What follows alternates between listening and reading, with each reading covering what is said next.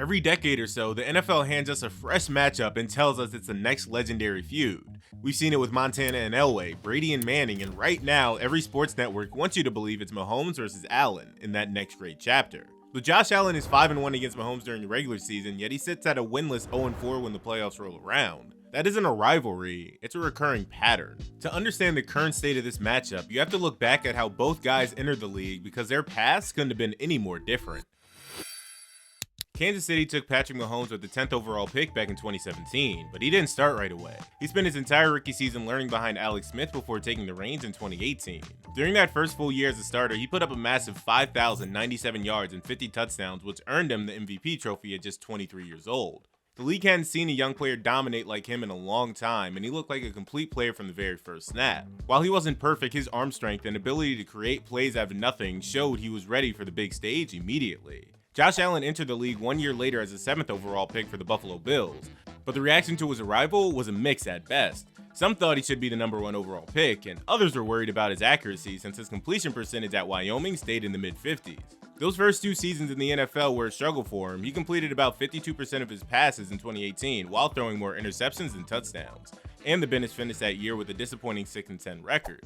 At that point in time, nobody was putting his name on a list of the best players in the league. But everything changed in 2020 when Allen put together a breakout season that people still talk about today. He threw for over 4,500 yards with 37 touchdowns and only 10 interceptions. He added another 8 scores on the ground to lead the Bills to a 13-3 record. After finishing second in the MVP race behind Aaron Rodgers, the guy who people mocked on draft night was suddenly a superstar. Because he plays in the AFC just like Patrick, the comparison between the two became something we couldn't ignore. This is where the media really started pushing the rivalry narrative. We had 2 young MVPs in the making with a decade of football ahead of them, and everyone wanted this to be the next great quarterback battle. The difference in how they started matters more as the story goes on. Mahomes arrived as an almost finished product, but Allen basically had to rebuild his entire game from the ground up to reach this elite level. By the time they finally met in the postseason, both players were established as stars. The real question wasn't whether Josh was talented enough to compete, but whether being talented was enough to actually take down Patrick when the season was on the line. As it turns out, it wasn't. The first real postseason collision between these two happened during the 2020 AFC Championship game, where the Bills traveled to Arrowhead to face the Chiefs. But their first meeting in Week 6 of 2020 set the stage for everything that followed.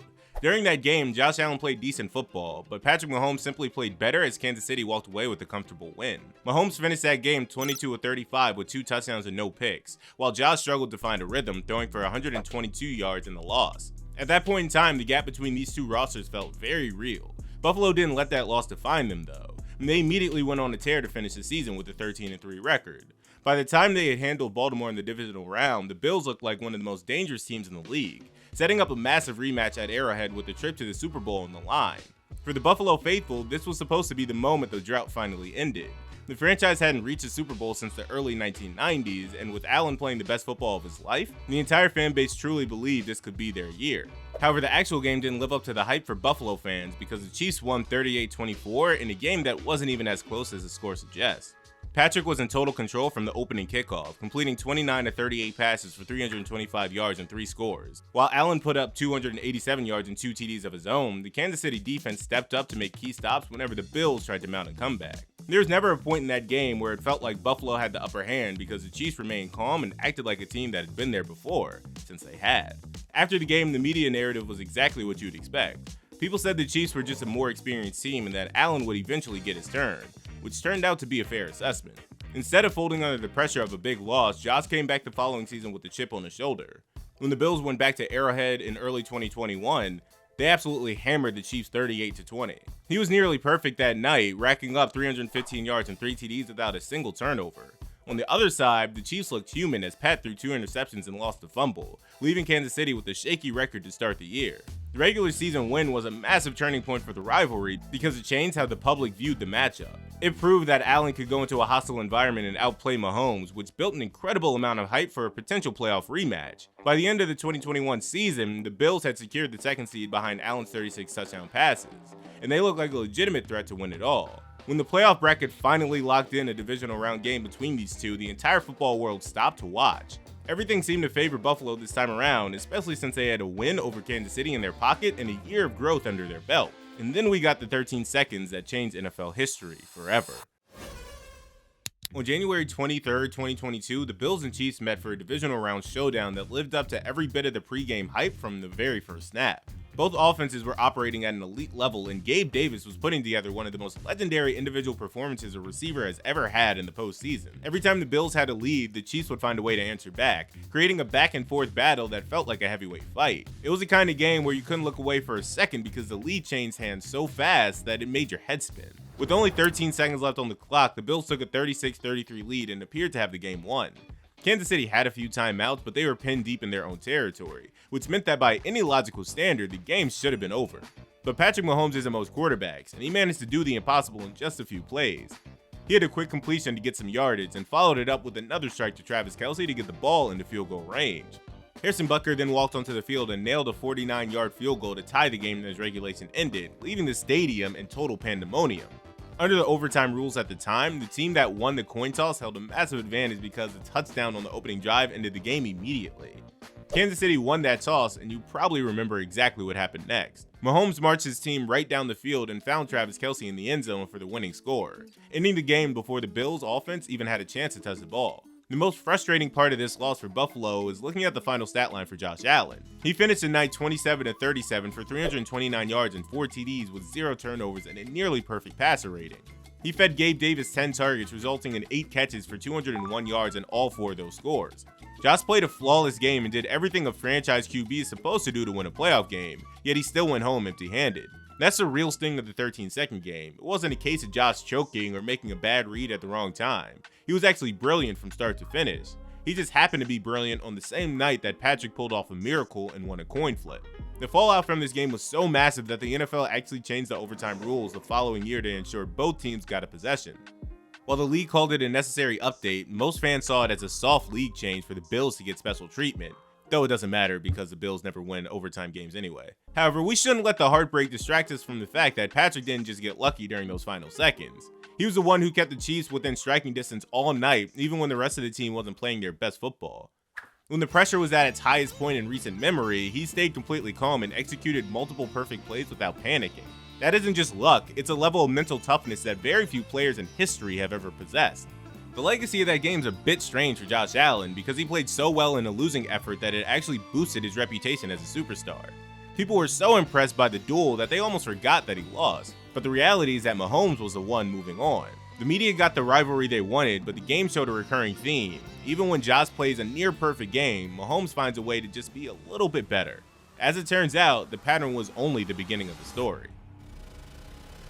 After the heartbreak of 13 seconds, you would expect one of two things to happen to a QB. Either the weight of that loss caves him in and he breaks, or he finds a way to come back even harder than ever. Josh Allen chose to come back harder. While the regular season kept proving he could take down Mahomes in the standings, the playoffs started proving something else entirely. The 2022 regular season saw the Bills travel to Arrowhead in Week 6 for a massive showdown. Josh was actually surgical that day, throwing for 329 yards and 3 TDs to secure a clean 24-20 victory. He looked completely composed against the best in the world, and the narrative practically wrote itself because it looked like he had finally figured out Patrick. It felt like the Chiefs were finally beatable and the AFC was wide open, which wasn't a wrong way to read the situation when the games didn't have elimination stakes. But the problem is that Patrick went on to win the Super Bowl that year without ever having to face Allen in the postseason. Their paths never crossed in the bracket because the Chiefs took a completely different route to the title, leaving Josh to watch the celebration from the couch at his home. Kansas City added another ring to the trophy case while Buffalo was left with nothing but a regular season highlight reel. It doesn't matter who looks like the best team in October if you aren't the one still playing football in February.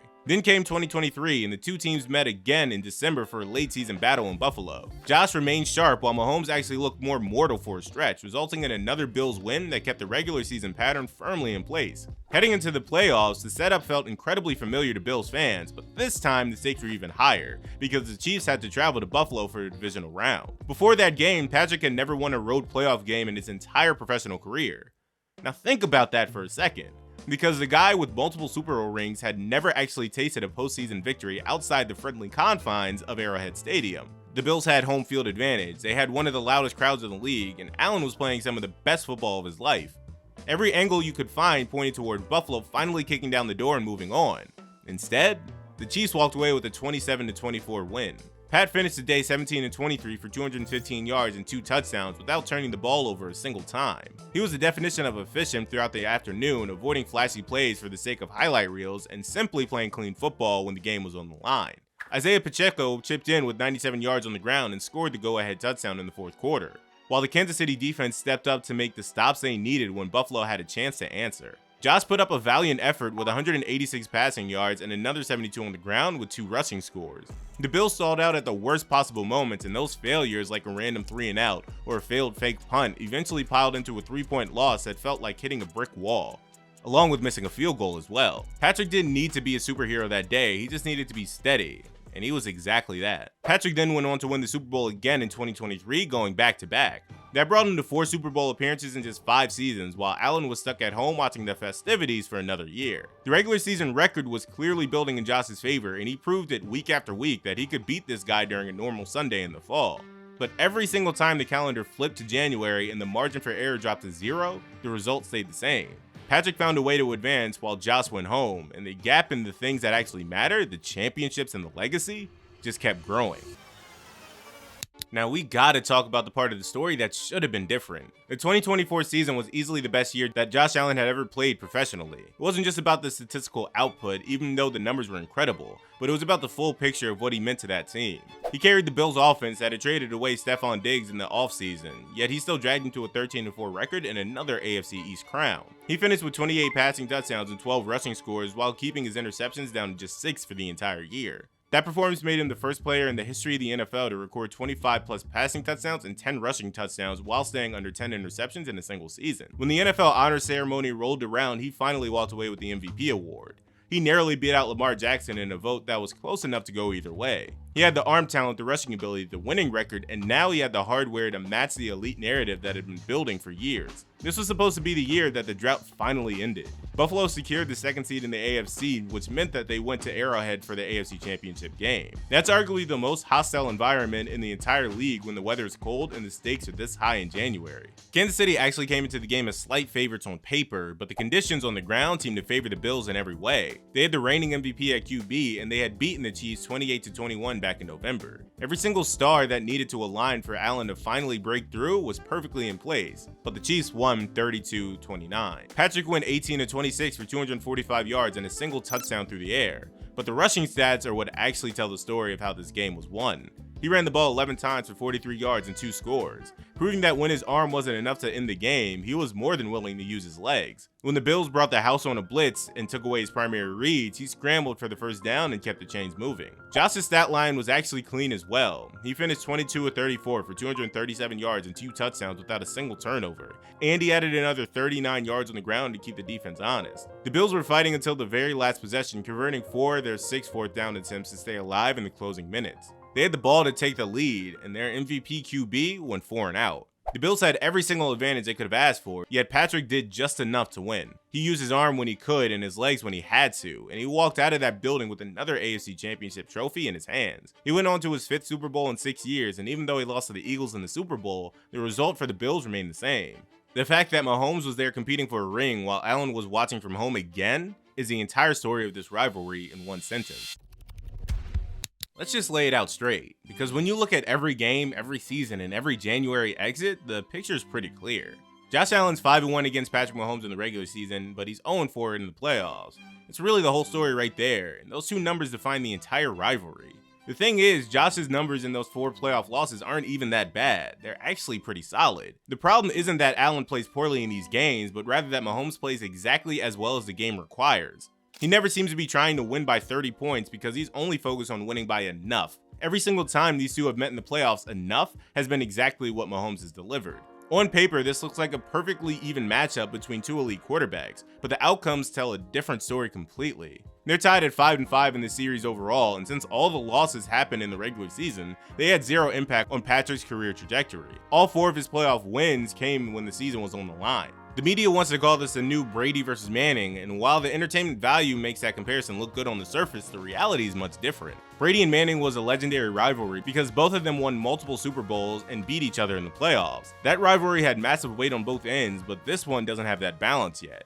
Josh still has time to change the narrative. With Mahomes ending up on IR because of his torn ACL, the door isn't bolted shut just yet. If the Chiefs have to go through a transitional period and Allen finds a cleaner path to the trophy, the legacy conversation changes instantly. But even with that cleaner path this year, apparently he can't beat Bo Nix either. This is the greatest NFL rivalry that never existed. We have two elite QBs in the same conference in the same era playing games that deliver every single time.